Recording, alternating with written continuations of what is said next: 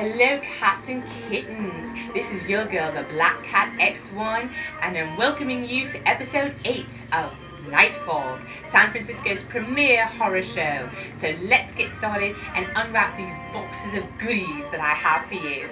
First up, I want to talk to you about American Horror Story Cults.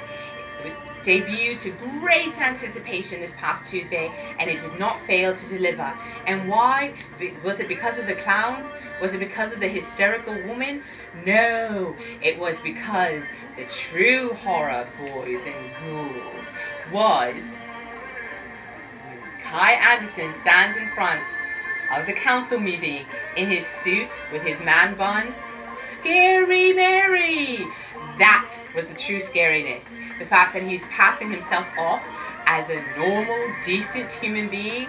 Ooh, this season's going to be excellent and I cannot wait. Tuesday, 10 o'clock for episode 2, American Horror Story Cults. So let's get into it.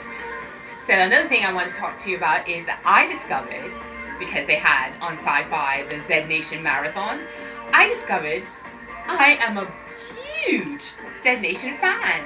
I really enjoy that show. And some people said to me, oh, well, it's because you're abandoning The Walking Dead. No, I have room in my heart for more than one zombie horror genre television program. But I'm going to tell you why I like Zombie Nation, or Z Nation as it's referred to. I like it because it has a lighter tone. Sometimes The Walking Dead gets a little too claustrophobic for me. It's Rick and Michonne and the problem and Carl and all that, and it just gets bogged down for me.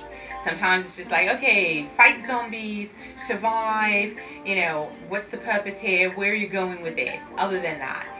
And I understand that they're being overrun from one group or another, but sometimes it's just like, wow, let's just have a little lighter tone. And even the lighter episodes is a little heavy for me, but Z Nation is breezy, it's very focused.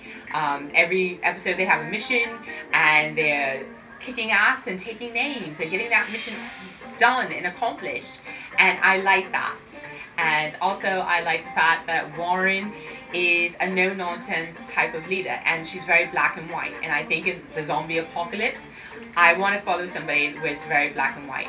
Either it's this or it's that. We're going to accomplish the mission this way. If you don't like it, get out of the way, or you have to deal with me. Rick sometimes, I think, goes back and forth. He's a little wishy-washy for me, and so I like Warren's straight-ahead approach. I also like that Z Nation does a basic survival approach, but they also have goals. This is what we're trying to do. We're trying to protect our compound. We're trying to protect our people. We're trying to get the cure. And I think somehow that has been subtracted from The Walking Dead. Now there is no cure, so really what's the point? You're stumbling around. So I think there's a lot more focus. I think there's a lot more fun. I think there's a lot more Michael Bay aspect to Z Nation, in that you have things blowing up. There's always a spectacular battle, and I think that also relieves some of the heavy tension that you get in The Walking Dead. Nothing wrong with either program. I think both of them are great. I have no problems going from one to the other. So I just wanted to share my opinion on that and let you know that both of those programs are great. So whichever one you prefer, or if you prefer both of them, there's no harm in that. It's all horror and all good. And so that leads me to the next thing, which is It. It debuted and I really like this movie. They did not do the whole novel, but they cherry-picked the best bits. When they did that, they made a much better, more streamlined, more focused movie.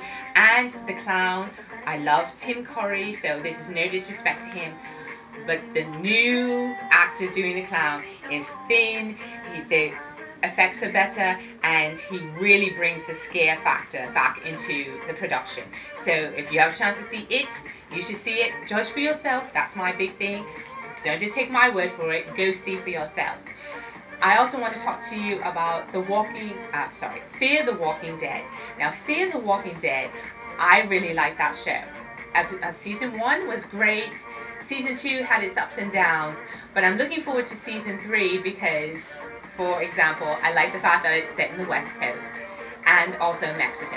So it shows that people have survived in other parts of the world other than Atlanta, Georgia. I also like the fact that it's bilingual, defiantly so. Sometimes more than half the episode is in Spanish, and sometimes they have subtitles, and sometimes they don't. You have to figure out what's going on. That's true survival, and that's true respect for the fact that there are millions of people who are not Anglophiles or Anglo speaking. And so I really do respect them for doing that, and I hope they continue that in this new season upcoming, which will be tomorrow, 9 p.m. And also at 8 p.m. for those who love The Walking Dead, they're going to have their season then. The final thing I want to say to you is don't forget to catch American Horror Story Cults on Tuesdays, and don't forget that the 15th of September we're going to have Mother, which already is being billed as the Rosemary's Baby for our age. But in the meantime, keep that horror coming, and I will see you soon. Ciao, ciao. Meow, meow.